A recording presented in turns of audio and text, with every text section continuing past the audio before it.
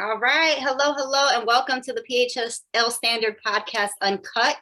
My name is Flojo, and I am here today with the beautiful, the gorgeous, the talented Liz Crawley. Liz, thank you so much for being here. Thank you, Flojo. Thank you. I love saying your name, Flojo, Flojo. I could Yes. get about it. Yeah. And Liz, for the people that don't know you, tell us a little bit about who you are and how you got started. So I'm full-time modeling. I do many things. I've done many things in Philadelphia. But I would say that modeling has been something that I've been the main focus for about 8 years now. I've been with different agencies all up and down the East Coast. So I guess I'll get started with like how I got started.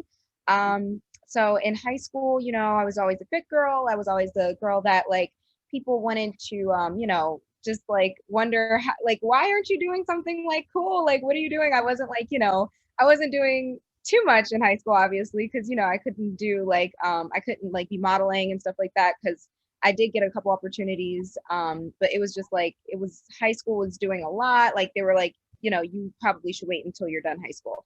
So once I was out of high school, I started doing like fashion shows, like small like local fashion shows. And then people were still telling me like, you're tall, like you're pretty, why don't you model? And I'm like, I never really thought about it. I was more like the acting type. Like I was always like into, just being a theater person and like fit and like I was like maybe I can combine the two. So I started out doing local like fashion shows. There was a designer in actually Uptown that I think she still has her shop actually, but a designer in Uptown, she used to do all kinds of different like designs of dresses and shirts and like she was fantastic.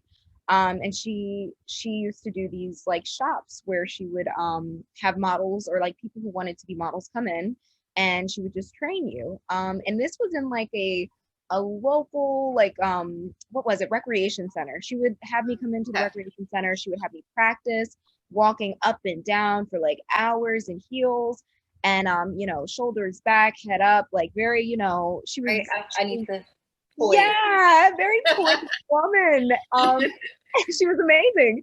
And I would say that like, part of my experience was due to like her old school ways of like fashion. And that's how I was taught. So I started in runway and then I realized that there's so much more to like, modeling and fashion and beauty. Because then like I realized, okay, I should probably start jumping into print. So there's different types of modeling, there's print, there's fashion, there's all kinds of lifestyle, fitness. So I started out with the runway stuff and then I kind of transitioned into everything that I am doing now, which is I'm kind of I've been in like all kinds of different things. I'm sure we'll like talk about that as we're going, but like what I do right now, getting back to that, I am full-time modeling. I have, oh my God, why am I blanking? 5, 6 different agencies now. Oh wow, that's Yeah, awesome. yeah. Hey, that's awesome. Thank you. Yeah, so I'm only East Coast right now. I'm looking into West Coast agencies actually as we are like currently doing this. So yeah, I'm definitely looking to expand, but for right now I'm East Coast. Okay, gotcha. Yeah, you're doing a lot. So I did a little research on some of the things that you've been working on.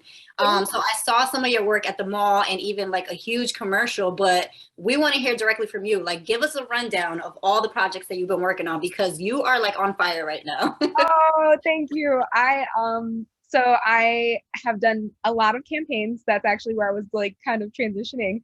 I've done campaigns with a lot of different beauty companies. So I would say like a lot of stuff started when it was probably 2015 and I did Neutrogena commercial and it was awesome because I like, that was my first YouTube campaign. YouTube is like big when it comes to like just campaigns for people right now. So a lot of beauty campaigns, a lot of anything is like kind of funneled through YouTube right now.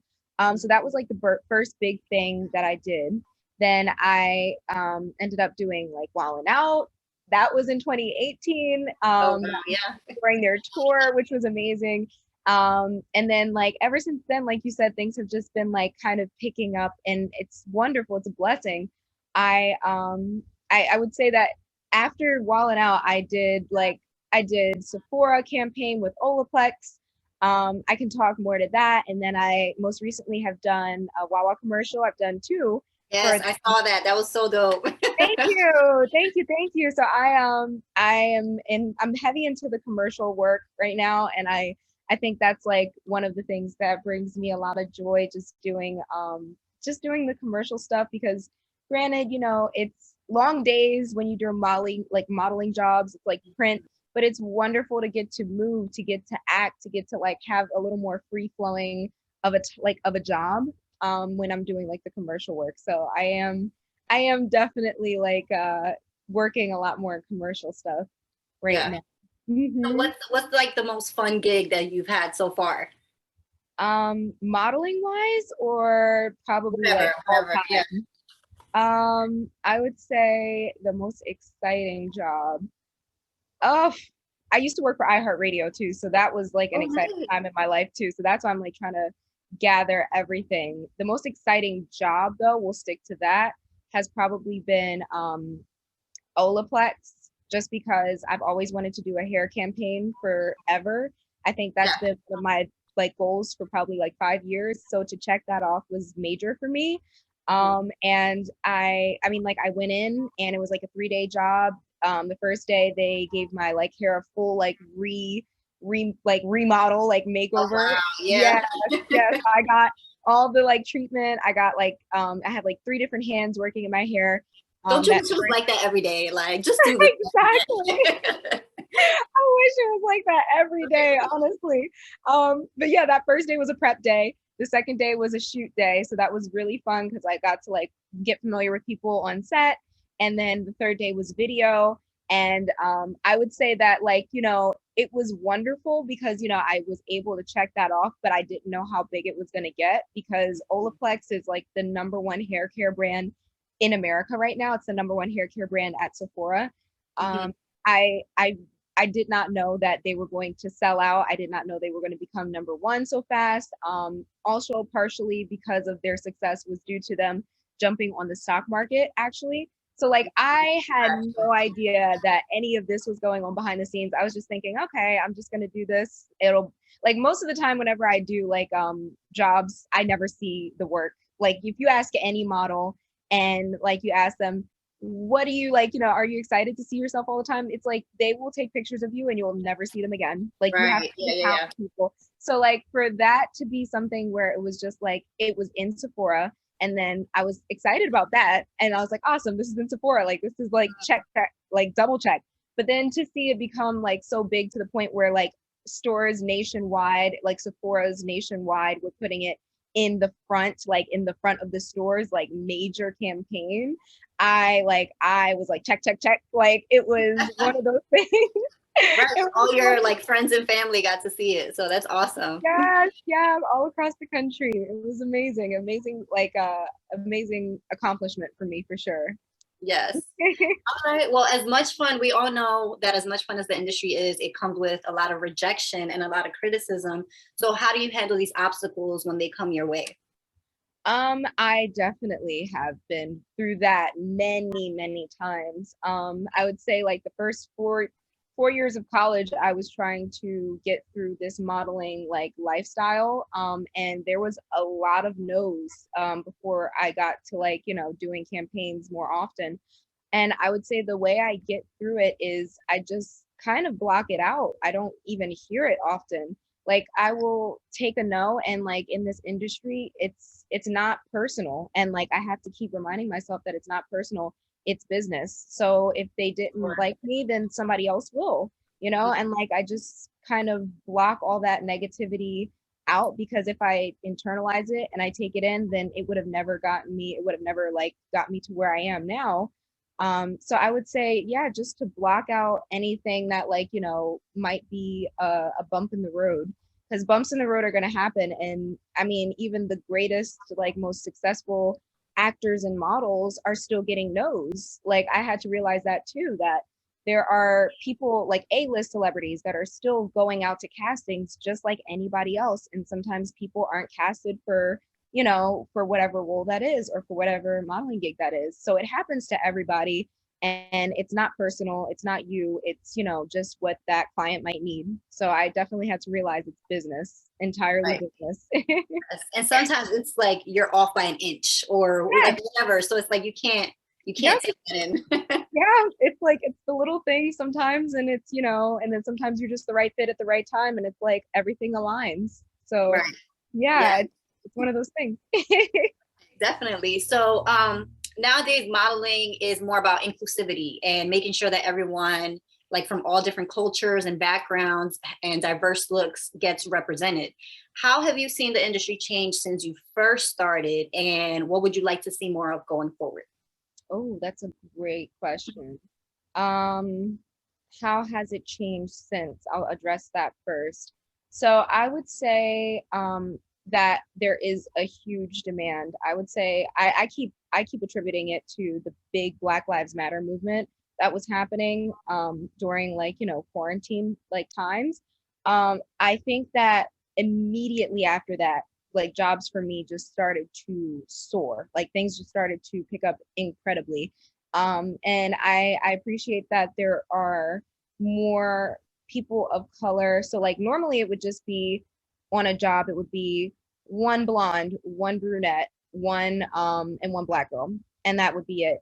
Now I've noticed that it's a blonde, it's a Hispanic young woman, there is a African American woman, there would be a Asian woman, not yet an Indian. I hardly ever see Indian people, and it's like I'm like, where is, like, you guys have to check all the boxes here. Like, I want to see full on, even Caribbean. Like, I want to see a variety, but I would say that they have certainly started casting wider for sure.